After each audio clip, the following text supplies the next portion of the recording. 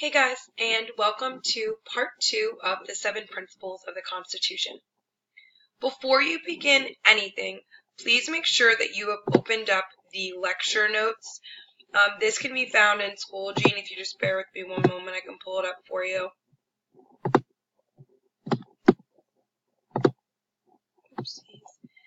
And this can be found in the Schoology assignment, History Recorded Lecture, and Notes on the 7 Principles of the Constitution. It is titled Recorded Lecture Notes, 7 Principles of the Constitution. You're going to want to make sure you have that open throughout this entire lecture, just to make sure that you are taking notes and following along and that you're getting the appropriate information. For the agenda, we're going to start with the objectives. Students will be able to recognize the importance of the 7 principles of the Constitution. They will also be able to apply the meaning of the 7 principles of the Constitution in relation to our world today. Agenda, we have a warm-up discussion board post. If you haven't done that, please make sure you click pause and go back to doing that. It's a short question, open-ended. There's no right or wrong answer. Just make sure you have something there and you're following directions. After that, you are going to watch this recorded lesson on the 7 principles of the Constitution and take notes. And last but not least, you're going to complete the 7 principles of the Constitution worksheet. It is pink. It can be found in the front of the room with the sub. It should be handed out to you. I have requested that you did hard copies for this. And you're going to complete that as a practice worksheet just to test your understanding of the 7 principles of the Constitution. Just as a refresher, I want to talk about what a principle is and what the 7 principles of the Constitution actually are. Again, make sure that you are filling this out in your notes. This is going to be a key study resource for the upcoming quiz. So first and foremost, what is a principle? A principle is a basic rule that guides and influences thought or action. And essentially, it guides decision-making, which helps keep us in order. And as that relates to the 7 principles of the Constitution, we have popular sovereignty, republicanism, federalism, separation of powers, checks and balances, limited government, and individual rights. We are going to discuss all 7 guiding principles of the United States Constitution in this lecture today. I can't say it enough, but please make sure that you are taking notes. I just thought this was a great quote to add.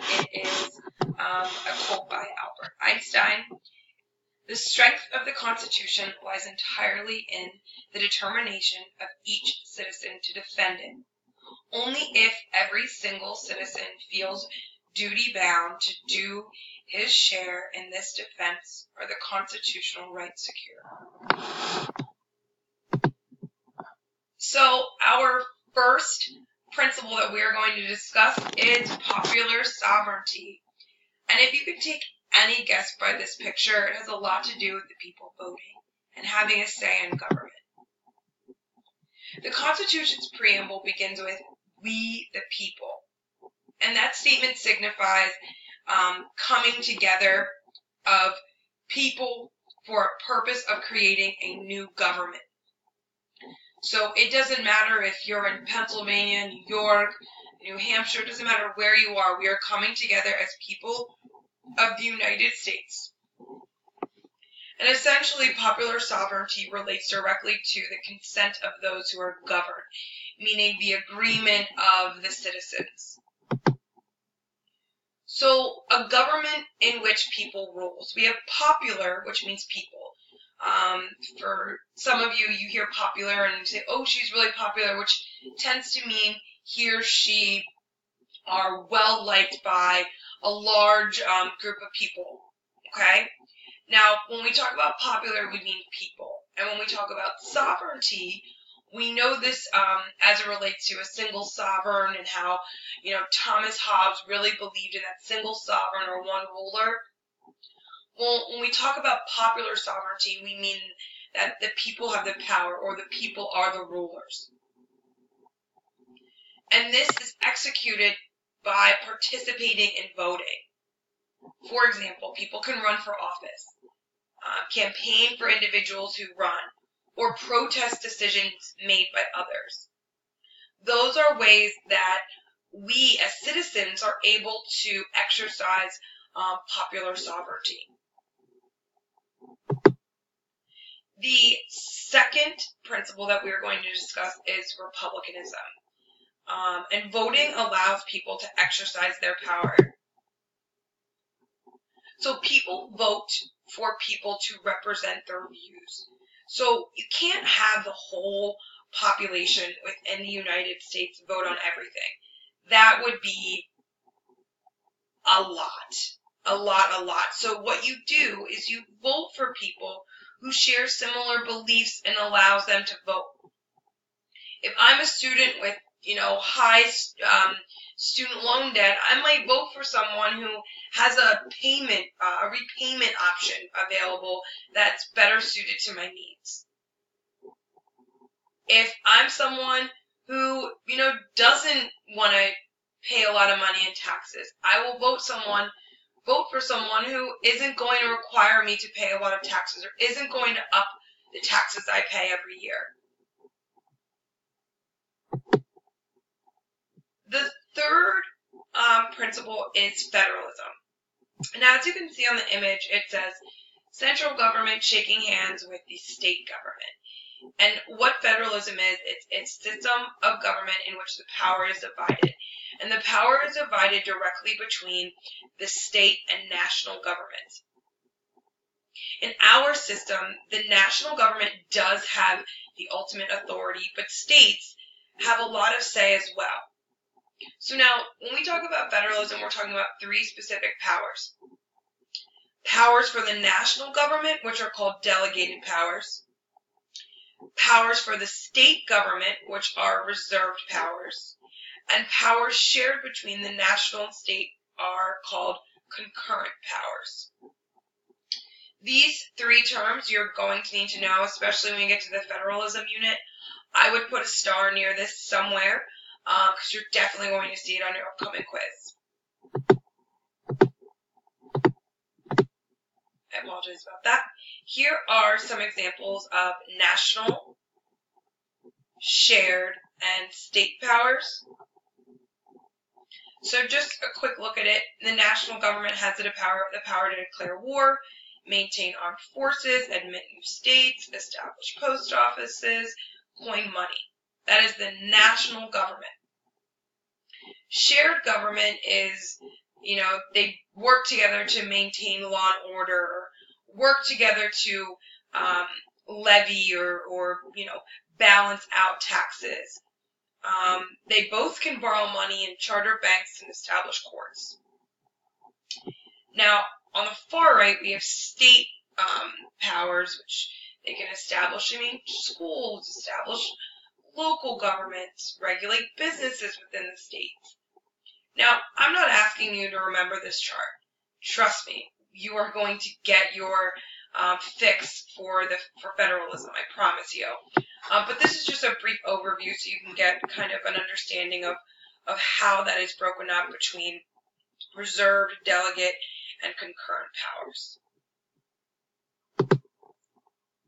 Next up, we have separation of powers.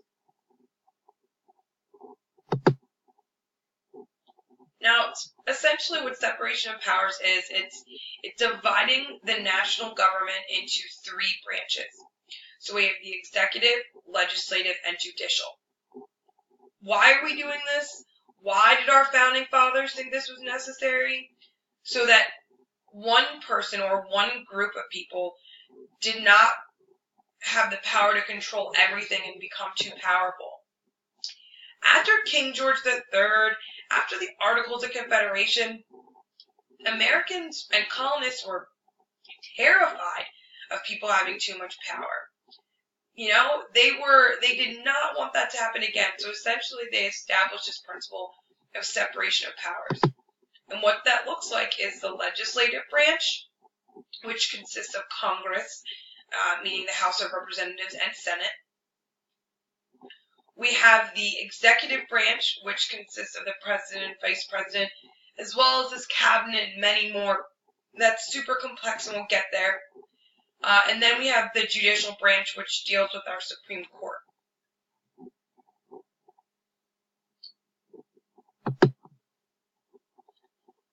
As far as checks and balances are concerned, each of the three branches of government has a little control or a check on the other two branches. And what this does is it balances power between the three, ensuring that none of the branches get out of control. Again, reflecting on the past and trying to establish a better future. An example of a check and balance is that federal judges are nominated by the president, but they have to be approved by Congress.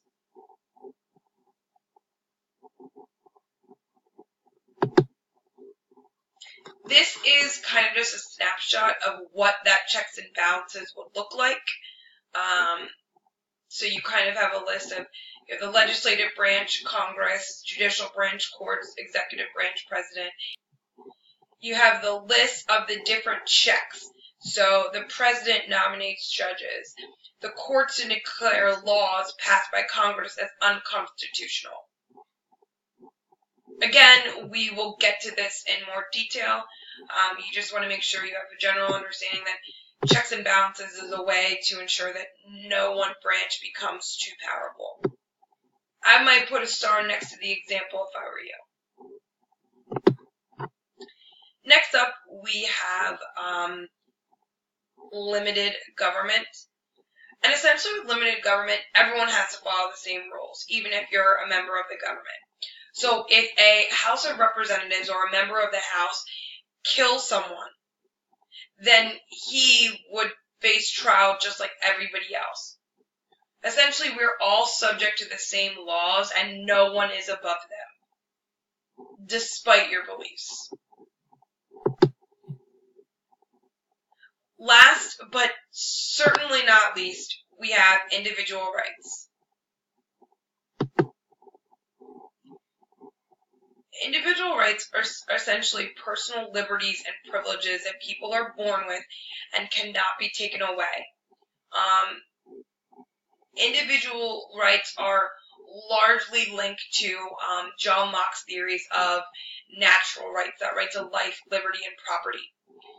Additionally, we see a lot of influences of the failures under King George III, as well as the Articles of Confederation, come into play. And essentially, the Bill of Rights, which are the first 10 amendments, was established to list out all of these rights so people know when the government tries to take them away. These 7 principles are essentially a center point for decision making for our government.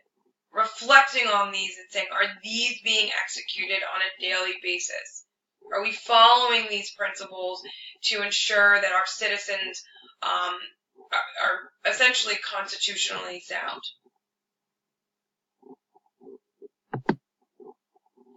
Now, putting the principles all together, citizens and the government in the United States share in a reciprocal relationship, meaning they give and take. They work together. While the power to rule is derived from the people, that popular sovereignty. The government is bound by the Constitution to respect and guard the rights of those citizens. That is putting all of the principles together in one swift statement. Now, what you guys are going to do is you're going to practice. You're going to complete the 7 principles of the Constitution worksheet. Whether you do this in class or at home, it's due at the start of class tomorrow. What you're going to do is you're going to read different statements and you're going to choose the best possible principle to go along with the statement or the scenario. Make sure you submit it in Schoology for credit. And if you need anything, shoot me an email. See you guys tomorrow.